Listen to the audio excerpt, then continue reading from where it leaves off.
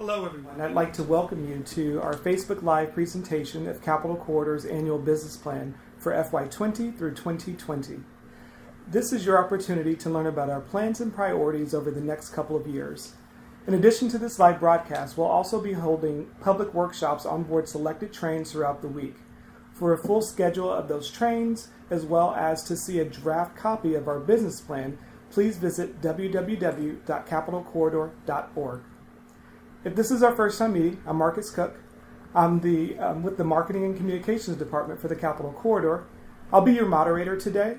I'm also joined by a few of my colleagues, Jim Allison and Shirley Chin with their planning team, and Michael Henley, our transportation manager. Now, before we dive in, I want to review a few details from today's forum. The purpose of our workshops is an opportunity for you to be able to ask questions and to post comments about our business plan. For those of you who've just joined us, again, the business plan is available on our website. This is also where you can submit your public comments online. During this live broadcast, we invite you to ask questions, make comments using the Facebook Live comment section of the event. I'll be reviewing the comments as they come in live and ask whatever questions or comments that you want related to our service. I'll try to get them interjected into our conversation. If for whatever reason we aren't able to get to those questions or comments, we will be collecting all that information and it will become part of our public response document, which will also be published and made available on our website after the public comment period is ended. Now, if something happens, we lose connection during the broadcast, hang tight. We'll do what we can to get back to you. And finally, this should last about 30 minutes with questions and answers. So with that, Jim, I'll let you take it away. Great. Thanks, Marcus. This is our second one we've ever done of these Facebook Live workshops, and we usually do these on the train. I'll be on the train later today, as well other Capital Corridor staff members. So we're happy to come before you, like Marcus said.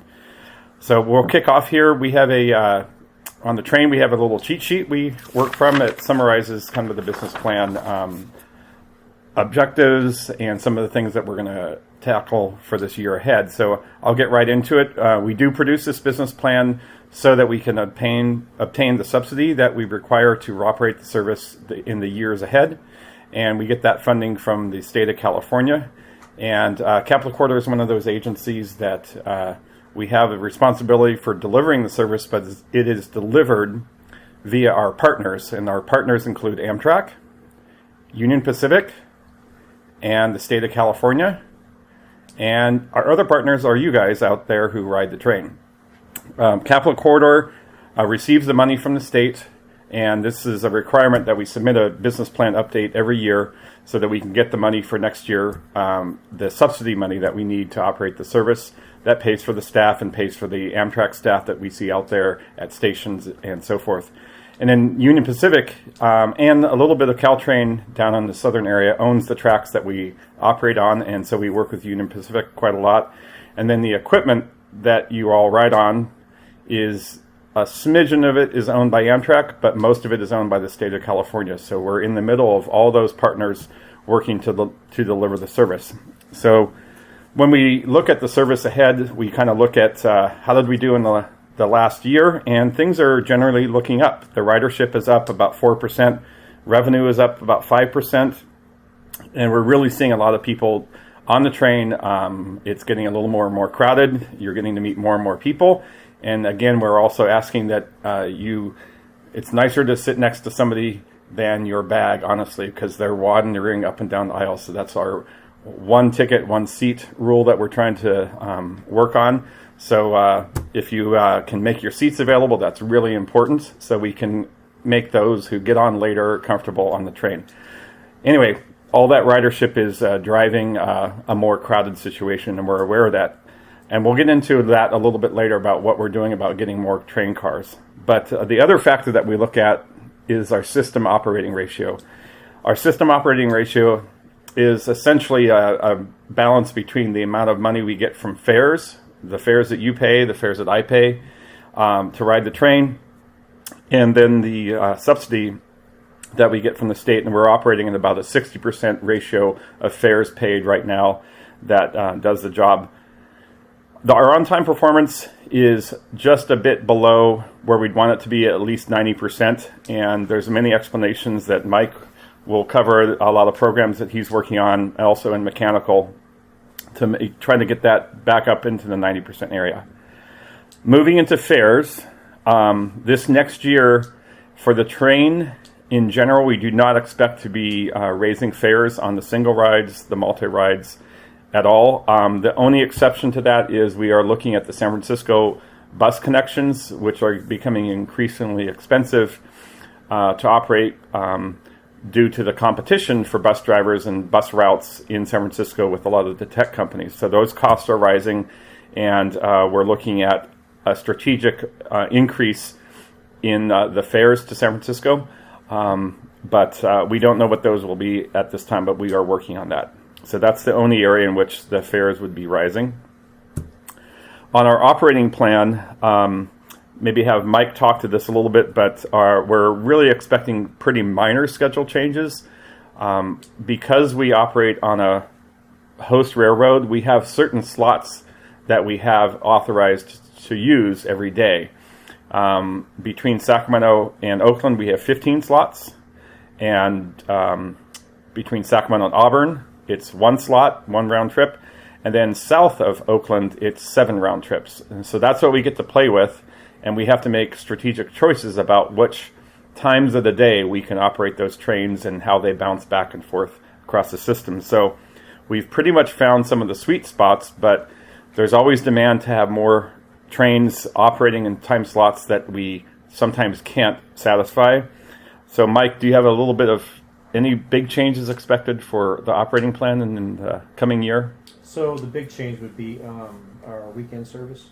So we're looking at kind of making that more seamless as far as any issues. So we're going to what's called a pulse timetable, which means there's going to be actually meets that are designated in certain locations for every single train.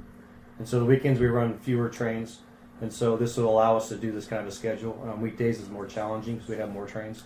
So we're going to try this on our weekend service to increase the on-time performance for our weekend trains. Great. And then, Jim, kind of in that vein, I do have a question that's come in, and it's regarding some of the slots that we have in between specifically Sacramento and the Howard Terminal.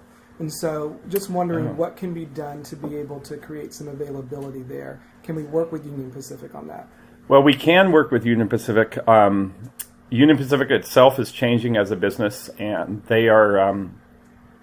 they've changed to a precision railroading, and there may be some opportunities to negotiate some additional slots to add service. But if we negotiate for that, we also have to have the rolling stock and the crew availabilities to pull off that additional capacity. So we are aware of that. There's nothing set in stone at this point in time, but we're working our way always to increase service. Where we're going to be focusing more additional service is more up in the Roseville area to get more trains to and from Roseville, and also more trains to and from the San Jose area. So we're not so much focusing on the Sacramento to Oakland corridor right now, but we're always working to negotiate, if the opportunity is available, additional slots. There's none identified right now in this business plan, but that doesn't mean we're not working on the future, which might be 2 years, it might be 5, it might be 15 years away. So it's always a dynamic situation. And is there anything that riders can do? They're not always at the table for these conversations. Yeah. Is there anything that they can do to really help us with that? Well, we find we don't have a big organization, a big lobbying firm behind us, but the folks in Sacramento who ultimately give us these resources to provide the service can hear from you all that you would like to have more service, you'd like to have more frequent service, you'd like to maybe have faster service, you'd like new stations, wherever that is. Whatever it is that you feel like you'd like to see out of this service, you can talk to those state legislatures, staff, and the legislators themselves and suggest you'd like to see these things. We're amenable to it. We just want to, we don't have ourselves an organization that tries to lobby for these kind of things all the time. Great. Thank you. And then, Mike, we did have a comment come in regarding the weekend schedule change. Do you have a timeline estimated for that, when that would go into effect? We're looking towards the end of April, so that might slip. Because they still have to work through UP's approval process. Okay. Thank you. Okay. So the general thing is during the weekdays, we're pretty much going to have the same schedule that we have today, and that's where a lot of our core customers who ride a lot, myself included, and some of us, will kind of not see much of a change. The other thing that will happen over the year is our sister agencies, the San Joaquin's, is going to get some additional single-level rolling stock, which will free up some additional equipment to go into our pool. So we might start to see slightly longer trains, more service, well, not more service, but longer trains, maybe one additional car. Sometimes we only can put 4-car train sets out there, and that leads to some crowding conditions. So hopefully you'll start to see some of that more around midsummer area, June, July, that kind of period. So moving on into safety and security. As you're probably aware of, you might have heard the term positive train control, and that is a system that was nationally mandated after the Chatsworth accident number of years ago down in with Metrolink. And we have installed positive train control on all our systems in compliance with the federal law. And that is providing certainly an extra layer of safety in train operations than existed before. And we've even worked some of the bugs out because, it's a software thing. It evolved, and some of the bugs were worked out that caused some delays, but those are largely all gone at this point.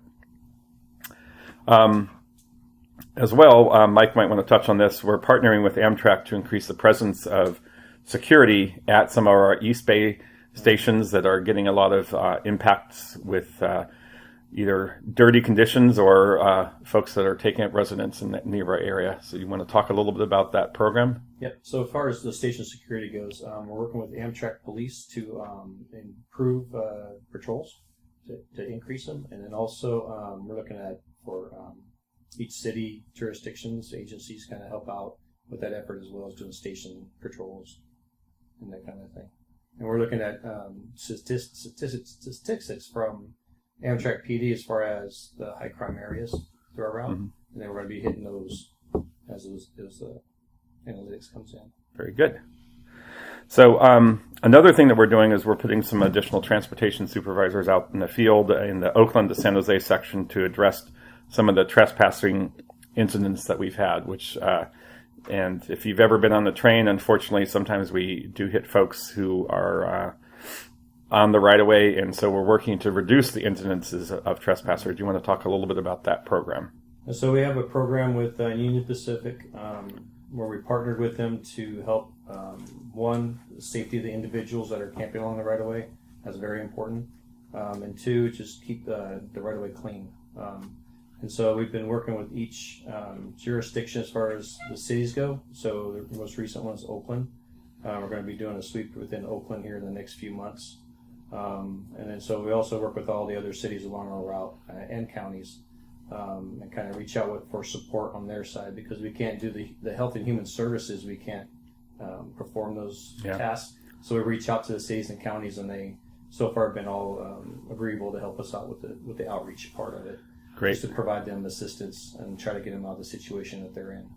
That's good. Yeah, it's a very complicated situation out there socially, and we're just working within the impacts in our area to address some of those unfortunate situations. On the realm of service amenities, you'll be happy to note that the Wi-Fi system, which has been in place since 2011, late 2011, is finally going to be upgraded and moved on to kind of a model where we continually do upgrades because technology is changing that fast. So the first test train of that's going to be out roughly around March.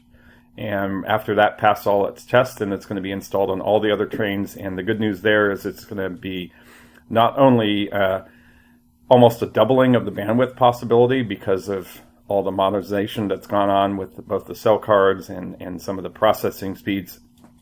We're also going to be featuring a different kind of landing page scheme, which will have some more features of, I think Audible books are going to be on it. So that will be it just brings more value to that experience via that landing page. So we're excited about that future possibility, and we'll be working on that always to refine it over time and hopefully stay on that sort of technology curve as things evolve. The other thing that Shirley's really working on here, Shirley and I both work in planning.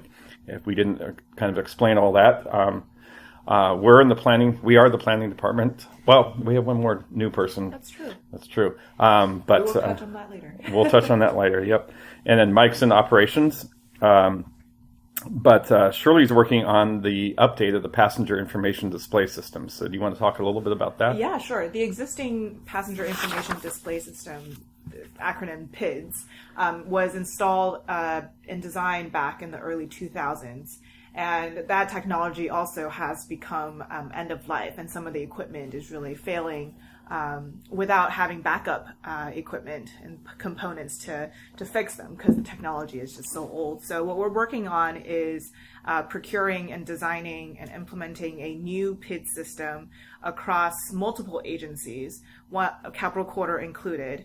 The others are ACE and the San Joaquin system, and some potential ones down in Southern California. So the purpose of this across-the-board effort is so that users or passengers of the train system in California can get a consistent PIDS experience, getting information at the stations about train arrival times and all that they can have a consistent experience. And also on the back end, that the agencies have a standard format of information, of train information that they can distribute across the signs. Great. Thank you very much.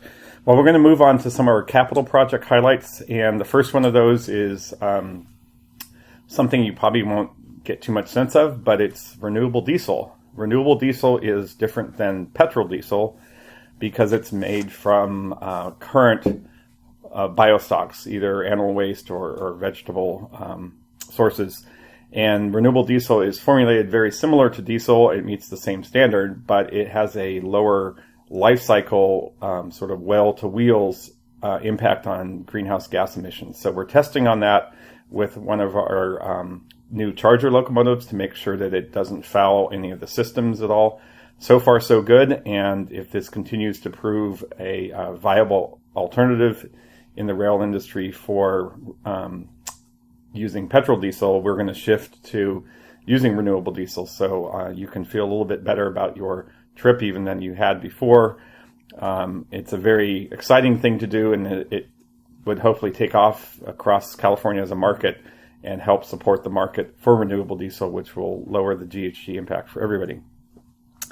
Another project I want to talk about is the California Integrated Travel Program. This is a huge program done in partnership with the state of California.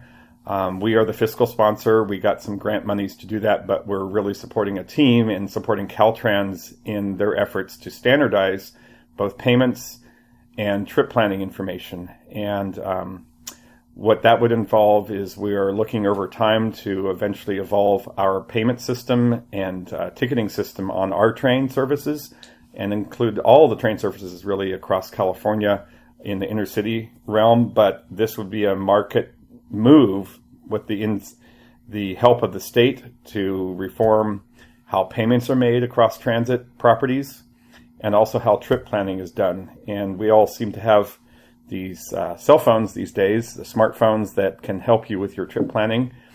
And if you have good travel information provided by the transit agency, you can plan all sorts of trips around California. The one thing we're not able to do is make a payment at that same time once you've selected your mode or modes of travel.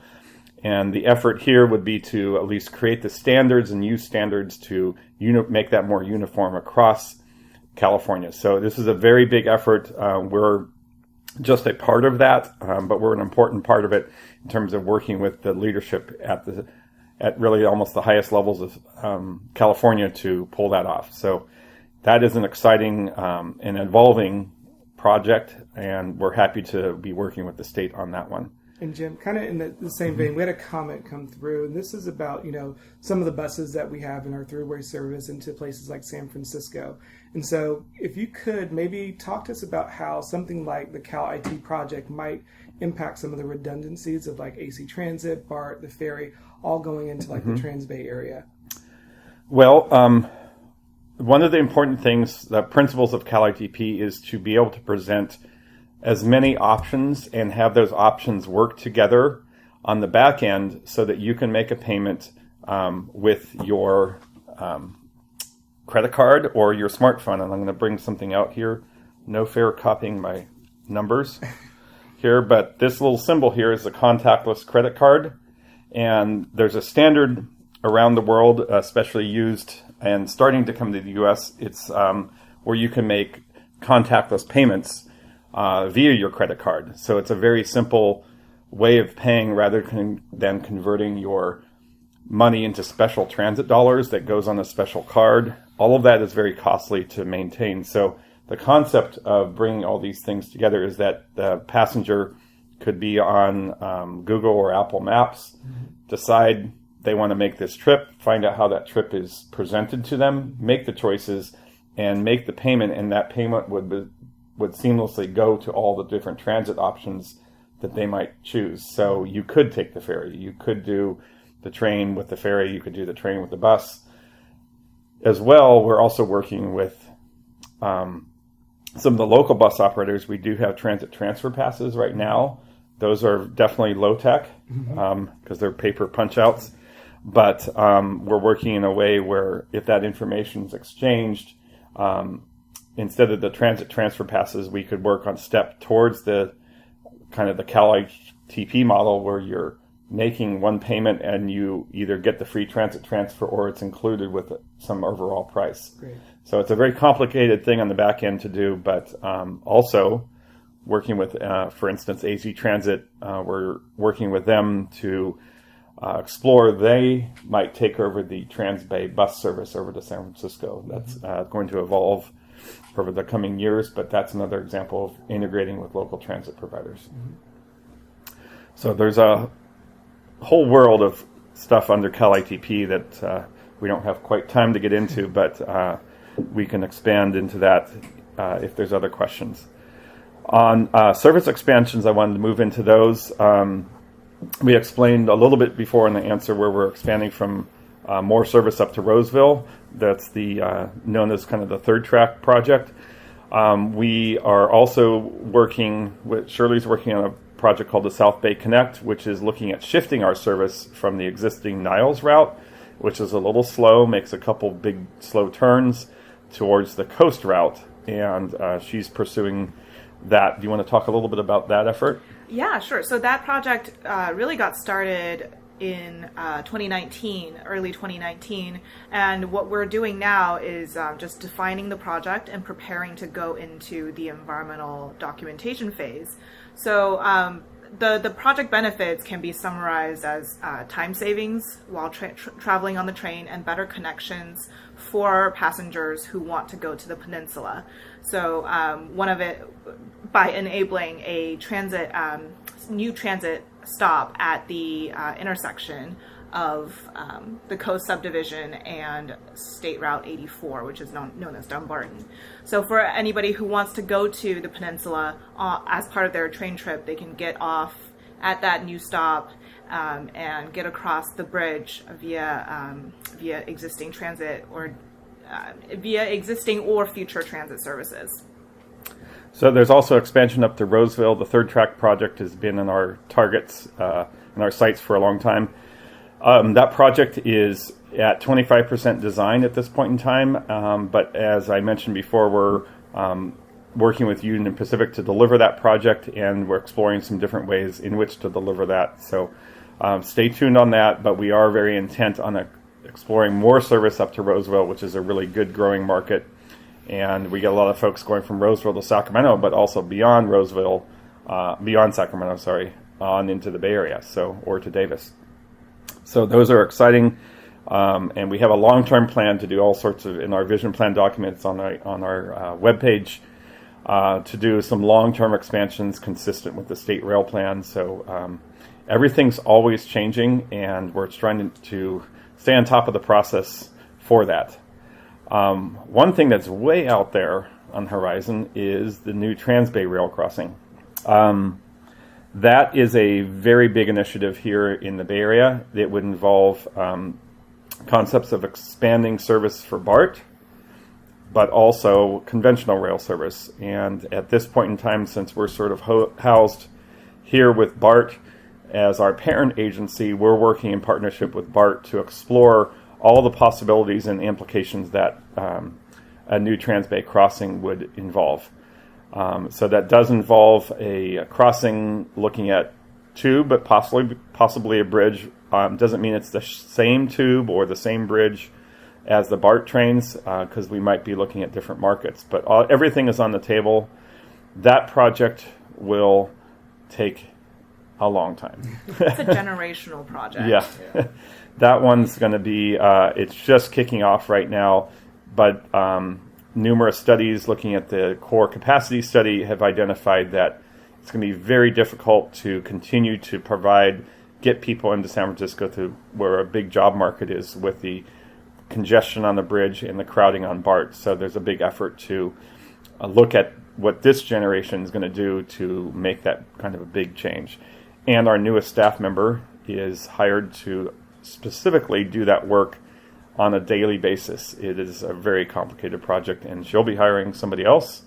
And BART has the same situation. So we're going to be teaming up, whether that's Capitol Corridor or whether that's Caltrain coming through the crossing. We'll have to find out, and it will take a lot of analysis and a lot of time. So we'll be talking about this one for years.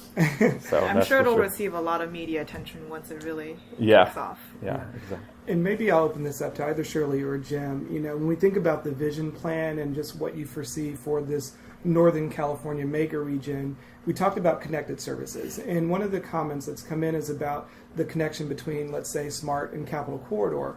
You know, could you foresee maybe a connecting bus service in between, you know, at Richmond, a meet somewhere? What might that look like for serving kind of that North Bay community and what's happening on the East Bay up to Sacramento? Well, there's a couple things going on with SMART. There actually is a rail line, and it's being explored by a grant that SMART has to connect in sort of heading towards Sacramento in that direction, but it connects up near the Sassoon station.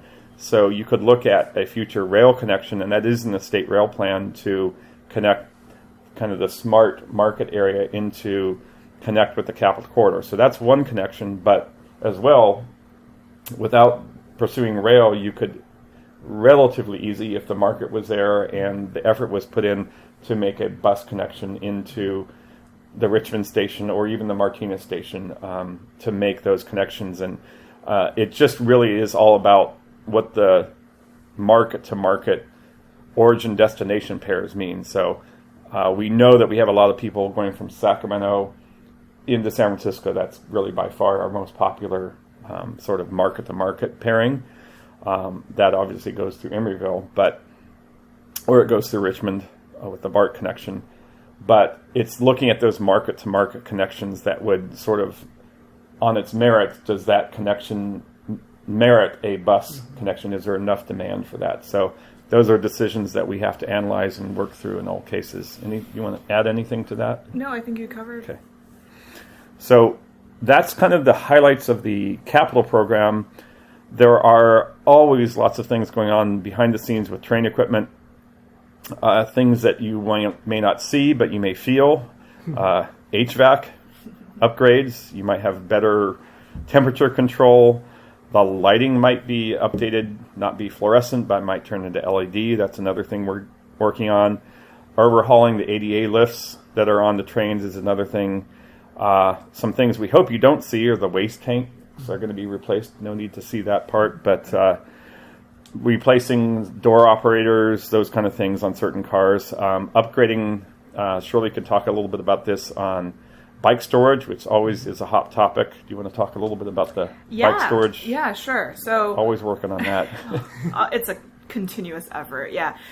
So several years ago, I think it was 2 years ago, we designed a angled rack system that fits 4 bikes instead of 3 per section in the lower levels. And we're still refining some of the design components of that. As we're testing it out, we've noticed that some of the components wear out faster than others. So we're working with the manufacturer to figure out what better solutions to make them more durable. And we're just going to continue to replace the 3 rack ones with the angled racks as the capacity is needed. We're also working on a design for the superliner. As you know, the lower level is currently empty, so we're trying to design a rack system for the lower levels of the superliners that can fit up to 10 potentially bikes in there. Right now, it's an empty space, and it's not the safest environment if you have a bunch of bikes all around. So what we're trying to do is make sure that the bikes, if they're stored, that they're secure, that it's easy to use. So expect to see those potentially by the end of the year. Great. So bikes is always an important thing, and also near and dear to my heart because I bring a bike along on my journeys on the Capitol Corridor. And we always see bikes. We had some challenges when we didn't have as much bike storage, and gradually we evolved the cars for more bike storage, but we also have e-lockers at stations, which allow you not to have to bring a bike on the train. Yep. But we understand that a lot of people really need the bike at both ends, so getting this additional storage is something that's super important that we keep on top of. And as ridership continues to grow, that percentage of people who take bikes kind of stays the same, but it also grows as well. So on some trains, it's very crowded with bikes, and if you're in that situation, we do just ask that you be as courteous as you can and keep the bikes generally out of the aisleways, and if need be, stand next to your bike so you can make it possible that folks that can't navigate on the bottom levels of the train so they can get into the bathroom areas or get up to the stairs or what have you. So please be mindful, and the more we can work collaboratively to keep the bike situation on the train as safe and as accessible for everybody on the train, the better we are moving ahead. It is costly and it's very challenging to try to get more capacity suddenly. So we appreciate your efforts, if you're a bicyclist, to be conscientious of everybody on the train. Well, we have a lot of questions and comments coming in about, kind of multimodal travel, while we're touching on the subject of bikes. So the 2-part question. One, have we really explored, opportunities to partner with organizations that have the e-bikes located near the stations, maybe contract some of those services? And then also, just kind of some of the disparity between the fact that, well, you can ride the train by yourself at 16, but then if you want to use one of these connected bike services, you have to be 18. Yeah. So maybe just some thoughts on that, what you're seeing in the market. Well, CalITP is part of that in terms of offering a more integrated experience where you've got back office, back payment, back standards that talk to each other, so you can buy your train ticket and also buy the permission to be on this bike, this bike share bike. One of the challenges, though, is that the systems that we see in Sacramento aren't necessarily what we see in the East Bay area. So we've got jurisdictional challenges all across the board, and that's why kind of working on the market level at standards that can talk to each other makes it so you could make those combined purchases, those mode-to-mode connections easier. But it's not easy right now, so we cannot just right today kick up a partnership where you can suddenly use an Amtrak ticket and combine it with a bike share. So unfortunately, everything is sort of this balkanized, separated thing that you have to do the math on and add it to it. So it's not ideal, but what we can do is work with station partners to encourage bike share to show up, or scooter share, all those kind of things. Anything to add on that? Well, I do remember when the East Bay bike share system was first going up that, there was definitely some interest in getting a bike share station right at the Jack London station. And the thing with public agencies and government is just that there's a lot of steps that you have to go through, and there were some property issues. So we're definitely thinking about all of those issues, but sometimes they don't work out ideally. So we're doing our best to make as many of those connections easy as possible. And just one last bit, and before we maybe get to some more questions, maybe put this back to you, Marcus, because you're in the marketing area. There is always an evolution on the way we communicate to our riders, and I know a lot of things are moving to more digital, but there's been a number of innovations over the year that are starting to bear fruit, and if you can maybe talk to some of those. Yeah, I think one of the things that we really aimed at focusing on is sustainability, flexibility, and convenience for our passengers, and just creating more opportunities for even individual passengers to travel by themselves. So to kind of touch on some of the sustainability efforts, as you may know, we have connecting bus service that extends far beyond our train routes. So that's going into places like Marysville, Santa Barbara, up to Reno, things like that. And so, whenever we change our train schedule, we're usually changing our bus schedule as well. Most times they coincide, sometimes they don't. So what we've started an initiative of is to start installing evergreen signs where passengers can get information about train schedules at those bus stops using their phones. As Jim mentioned earlier on, just about everyone has a smartphone in their pocket. We also have a 1-800 number, which are always, welcome to call. We do have live agents Monday through Friday, but then nights and weekends, we have that gap. And so back in July, we actually launched a interactive voice response system, which will, again, allow passengers to do that trip planning when it's convenient for them. They don't have to wait for us to be able to assist them.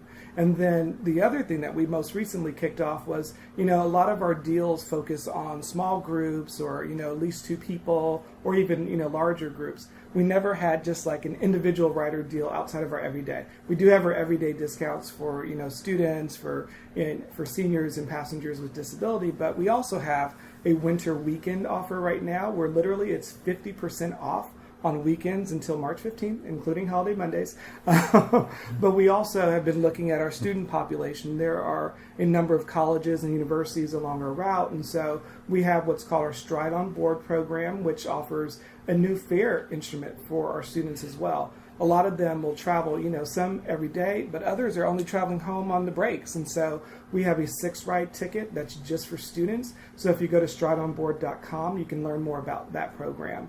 One of the other comments that came in was, about our discounts and our fares, and a lot of them having at least a 1-day advance. We do try to provide as much flexibility as possible. For the larger discount deals, those do require a 1-day advance, so like that winter weekend offer.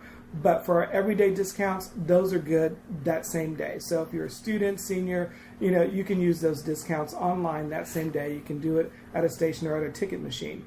The other thing that we, are just thinking about are just ways that you get information, ways that you can travel with flexibility. So, for example, our tickets, if they're not purchased on a particular deal, they're good for a year from the date of original purchase. We're an unreserved service. That means that if you missed that train that day, you were out having fun, you can hop on the next train and there's no charge for you. So we do offer a lot more flexibility than some of the other routes that you may have traveled on. And so we just want to do more and more that we can to just inform our passengers of just our flexibility and convenience when traveling the Capital Corridor. And another important thing that I think is increasing in popularity, along with a certain football team down in the Santa Clara area, we are the closest transit service right almost to the doorstep of Levi Stadium. So for events such as the 49ers maybe continuing to win, we'll see, we are right there, and we work with our operations folks, Mike's team, and those in the yard to put together special trains that focus folks, for instance, from Sacramento going down to the game and having fun and continuing to have fun, hopefully all the way through, all the way back home. So that's a big partnership, and we have the A's. We've had that partnership with the A's for years, so that looks to continue. And it's a great way for people to find out about the Capital Corridor, and if they're working down here or going to visit family, it just exposes them to those options. Absolutely. So that is about it for the highlights that we have for the business plan. I'm going to hold this up.